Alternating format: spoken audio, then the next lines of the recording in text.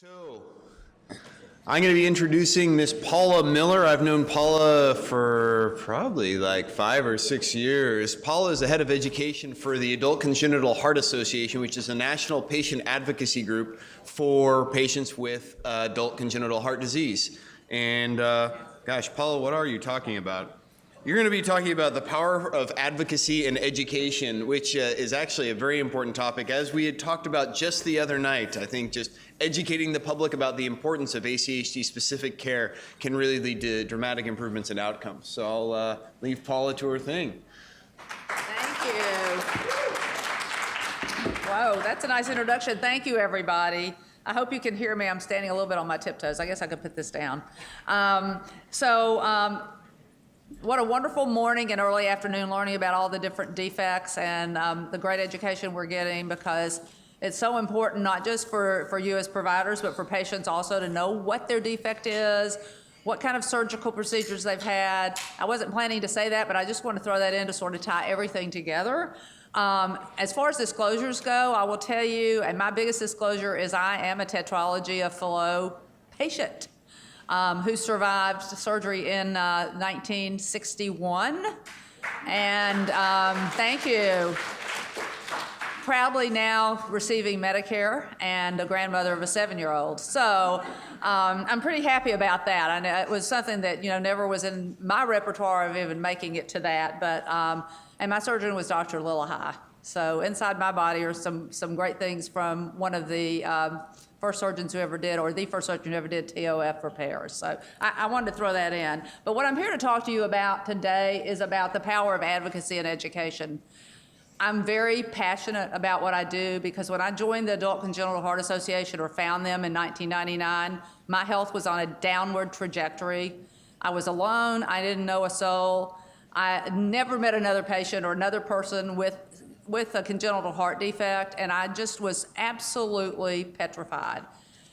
In the care of a general cardiologist who did his best probably to take care of me, but really now I think back on it, wow, it scares me how many of my echoes were read wrong, how much treatment I might have missed, and not through anybody's fault. There just wasn't the internet actually before then, and so it took that for me to get into ACHD care. So I credit ACHA, the Adult Congenital Heart Association, really with saving my life, giving me the passion that I have today to speak about this.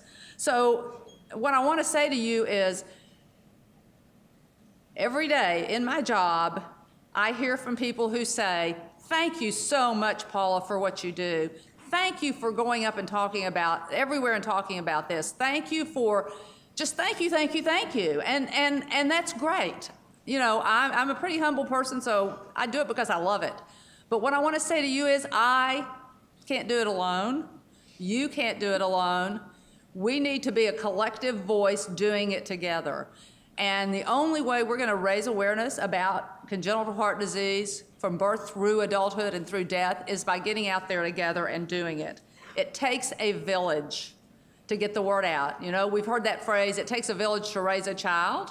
Well, it takes a village to get the word out.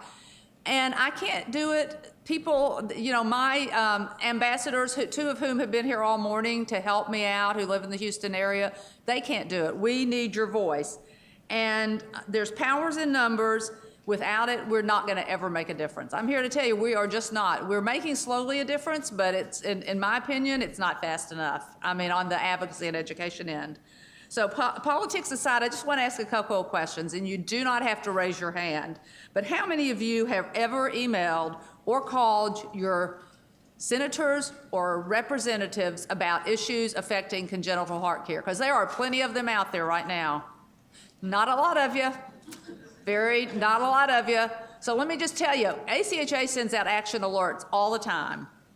We're politically neutral, but we are all for what works for the ACHD patient, what works for the congenital heart patient.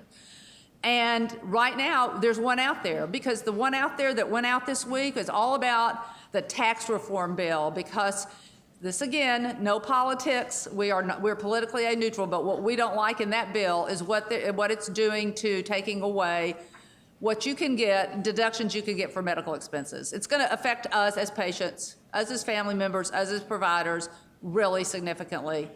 Every bill that's been on the floor about the Affordable Care Act and repealing that, again, politics aside, it's not going to work for us as congenital heart patients. It's just not.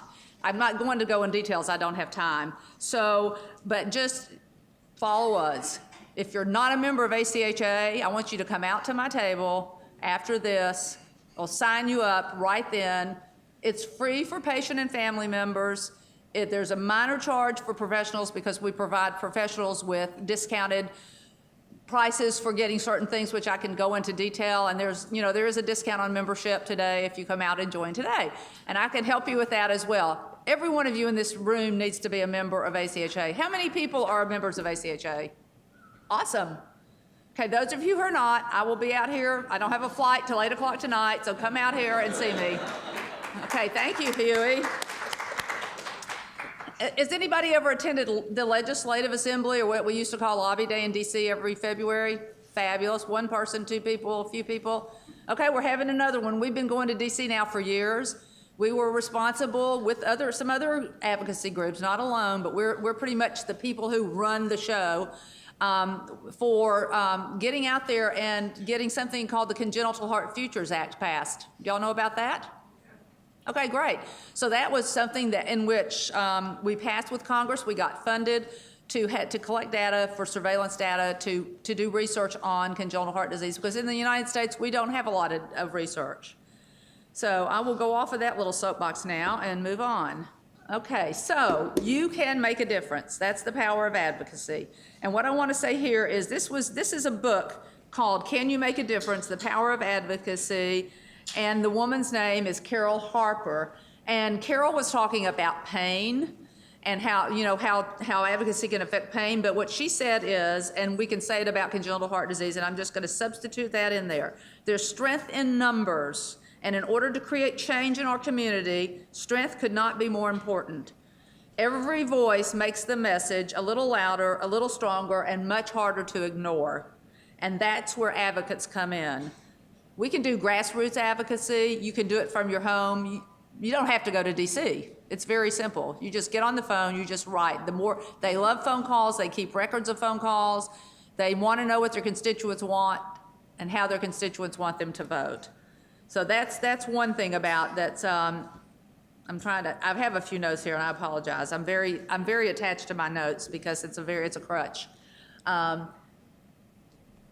Okay, so the first rule in life is if you don't go after what you want, you will never have it.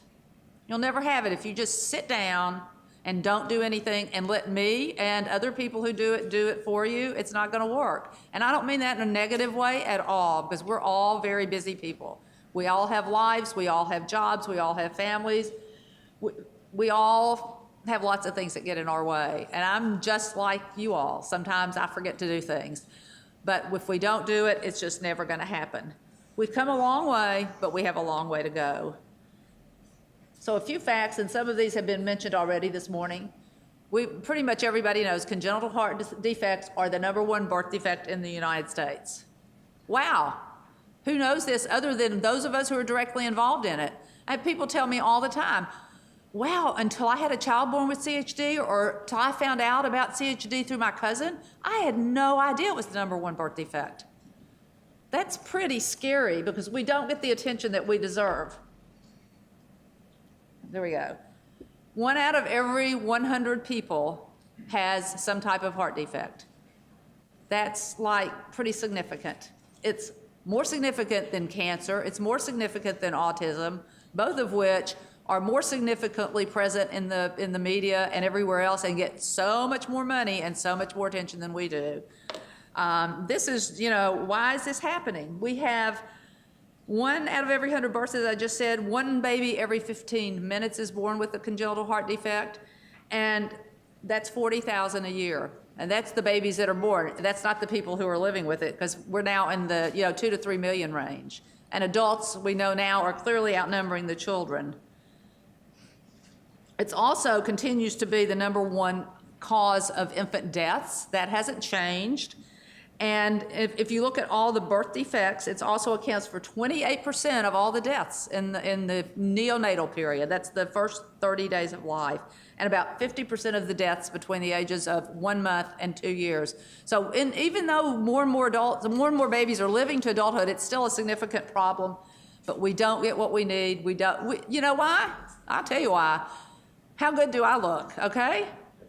Well, let me just, I can tell you about, I'm serious. I mean, do I look like I have a significant disability? No. Do I sit here and tell you that I am in chronic AFib, that I take about 10 medications a day just to function through the day, that I have 3 leaking valves, I have a pulmonary valve that was replaced, and it's doing best of all of them right now. But the fact is, I look great, and I function great. I think I have an Energizer battery in my pacemaker. So, it just keeps me going because, my next birthday is, it's getting closer and closer to another generation, not quite there. But I'm counting and banking on being there. I've already come up with an age because truthfully, I never thought I'd make it to 30 and, now I'm more than double that. So anyway, that's part of the problem we have. So the public health significance of CHD doesn't get the attention that it deserves. So even though we are still losing babies, we know that about 90% of people with CHD are making it to adulthood. And that's a really, really great thing. We've come a long way, as I said. We've got a long way to go. Unfortunately, a lot of people are not getting the care that they need in adulthood, and there's many reasons why, and that's been hit on. We have about 1.4 million adults now living with CHD, and this number is increasing about 10% a year.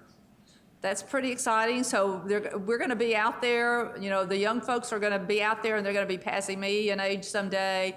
I'm certainly not the oldest living person with tetralogy of Fallot. I can tell you that for a fact. Who is the oldest living person with? I don't believe any of us know who the oldest living person is, because people also ask me that all the time.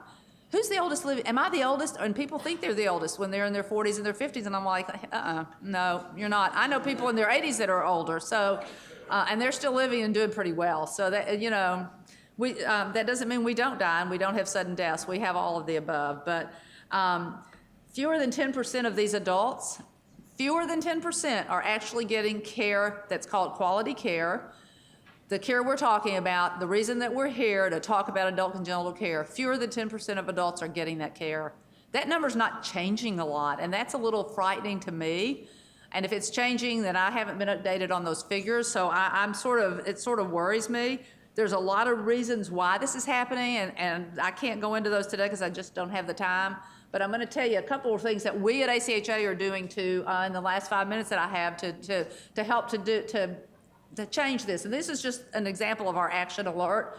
A couple of years ago, maybe more than that, 5 or 10 years ago maybe, we went to Congress to talk about the compassionate allowance listings. And these are a group of listings that allow people to have their applications for Social Security disability expedited. Okay, we were told actually that people who went there actually got Social Security automatically, but this is not really true. We learned that the hard way, but anybody with a Fontan, anybody who's got a Fontan, regardless of their original defect, and anybody diagnosed with Eisenmenger's should fall in this category. But it's all a matter of you've got to get the wording right on your application, you've got to get the language right, and you have to have a damn good letter from your cardiologist and your adult congenital cardiologist, and it cannot say you're doing fine. If you use the word fine or okay, I will guarantee you will never get Social Security disability.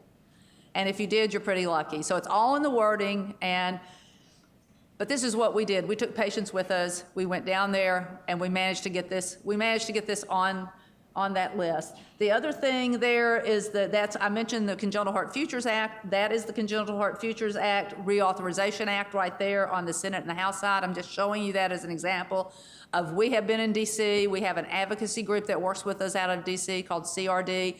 They go and they help fight for us, and then we go down there periodically. Our board and some of our staff just went about 2 weeks ago. We're going back in February. And then the last thing over there is I guess I could read from this, but it has to do with the defense fund, where they were going to take money out of the defense fund for research, and we went up against that too, and we had people write letters, and it was pulled out of the final law. So these are the kinds of things we do, and these are the kinds of alerts you're going to get. It doesn't take 5 minutes. We give you exactly what to say. I mean, it's all on the website, it's all in the emails. This is what you say. You just go in, get your congressman's name, you get your congressman's address, type it in, send it off. I mean, it's really simple. Doesn't take much time. One of the things we're most proud of is accreditation. This has been a work in progress for a number of years. A committee was together to work on criteria to accredit ACHD programs. There are two different facets of this. You can, there's an accredited comprehensive center and an accredited care center. This is new and it's just beginning. It's a work in progress. So don't be alarmed if you're in an adult congenital program that hasn't made it yet, they're gonna make it. It's a situation where we really want everybody to be able to do it, and those who are accredited, 16 centers have now been accredited. Every month they take applications at different times. I don't work directly with this program, so I probably can't answer any questions about it. But this is a really, really great thing that we're doing, and this is all to improve the quality of care for adult congenital patients, to make sure it's consistent and to make sure we're all getting what we need and what we deserve in terms of our care. And these are just a few of the highlights of what we do at ACHA. This is directly off of our last year's annual report, but we have a lot of wonderful programming. If you're not a member, these are the things we do. We have a national conference every 2 years. The last one was in Orlando this past June. We'll have another one in 2019. We should have a location named sometime after the first of the year. It's really great. It's professionals and patient families. So we run similar to this, but we run two simultaneous sessions going at the same time, and then we have overlapping sessions like this with professionals and patients for two or 2.5 days. And it is pretty phenomenal. We had 600 people in Orlando this past year. And just so watch, and you'll get all that when you come. We have regional conferences across the country. We've done 3 this year. We'll have another one in 2 weeks in St. Louis. We've been in New York City, Indianapolis, and Memphis, Tennessee. And we'll be doing more next year, and those are to be announced. We do monthly webinars on topics of interest to you. They're all archived. They're all free. And some wonderful professionals do those for us. Our medical advisory board volunteer their time. They volunteer their time because they care so much about us as patients and as human beings. And they come and they do this on the internet. It's on the internet. You watch it from the comfort of your living room or your den.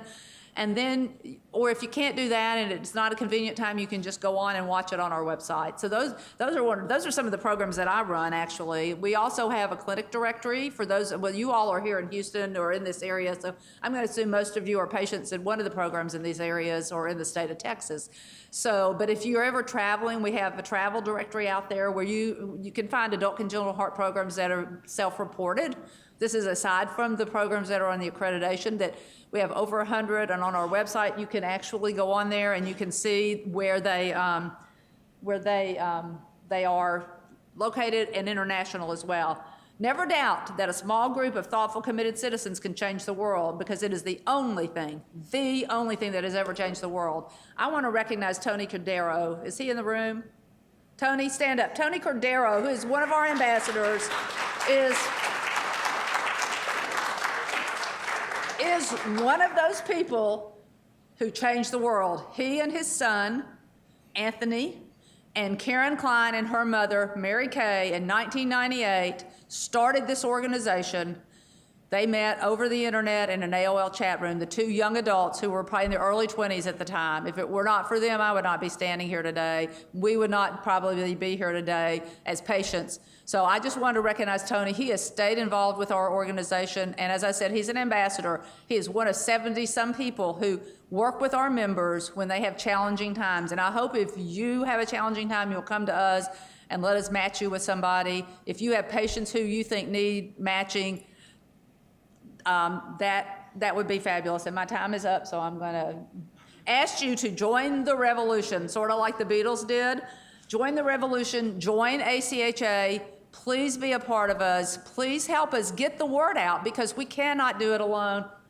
I'm really tired of doing it alone. I've already talked about the conference. These are just, a few of our very important members who are saying, join us.